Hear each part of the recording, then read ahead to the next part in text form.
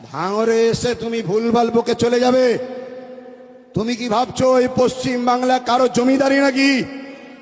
আবার বলছে আব্বাস ফুরফুরার কেউ নয়, ও চ্যাংড়া ছেলে, ও বাদ। আবার বলছে তোহা সিদ্দিকী আমাদের সাথে আছে। তোহা সিদ্দিকী কি বলেছে শুনবেন? তোহা সিদ্দিকী বলেছে আরএসএস বিজেপি থেকেও খারাপ হলো টিএমসি সরকার। তোহা সিদ্দিকী বলেছে, তার প্রমাণও আমার কাছে রয়েছে। কথা বুঝে আসছে না? নাই? তাহলে আজকে বলুন, এদের ড্রামাটা বুঝতে পাচ্ছেন? আচ্ছা, অসুবিধা হচ্ছে? সংক্ষেপ করবো না বলবো? তাহলে মণিপুর চেনেন? মণিপুর, এই পাশের রাজ্য মণিপুর। মণিপুরে সরকার কংগ্রেস জিতেছিল, জানেন তো? কংগ্রেস জিতেছিল মণিপুরে, শুনে রেখে দেন, কংগ্রেসের দাদাও বসে আছে। কংগ্রেস ছিল 19-20-তে মণিপুর বিধানসভায় বিজেপি সরকার জোট করে সরকার গড়ে, ওখানে কংগ্রেস প্রথম জিতেছিল। বিজেপি হেরে গিয়েছিল, 2টো সিট কম পেয়েছিল কংগ্রেস। এই মমতা 2টো সিট বিজেপিকে দিয়ে কংগ্রেসকে ফেলে দিয়ে বিজেপি সরকার করেছে, সে হলো মমতা ব্যানার্জি। চিনতে পারছেন? আমার একটাই কথা, মমতা বিজেপি হ্যাঁ কি না? আপনারা বাংলায় বিজেপিকে আনবেন?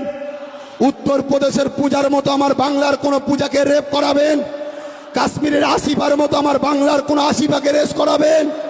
আপনি চান আমার দেশের রেল বিক্রি হয়ে গেল, আমার বাংলাটাকেও বিক্রি করে দিকে, এটা আপনারা চান? আপনারা কি চান এমন করে উত্তরপ্রদেশ, হরিয়ানা থেকে শুরু করে, প্রিয়ঙ্কা রেড্ডি থেকে শুরু করে, নানুন থেকে শুরু করে 2.5 বছরের বাচ্চা পর্যন্ত রেহাই পাচ্ছে না? আপনারা কি চান আমার বাংলার বেটিতে করে রেপ করুক? এটা চান আপনারা? অতএব 10 তারিখে জীবন দেবো বলে ঢুকবেন, জীবন দিবান নিয়ে ঘর থেকে বেরোবেন। এই বাংলার মা বেটিদের ইজ্জত আবরু, বাংলার বাপ ভাইদের ইজ্জত আবরু, বাংলার বাচ্চাদের ভবিষ্যৎ, বাংলার 2.5-3 বছরের বাচ্চাদের ভবিষ্যৎ আমাদেরকে বাঁচাবার জন্য সরকার প্রয়োজন হলে আব্বাস সিদ্দিকী জীবন দিবার জন্য তৈরি আছে।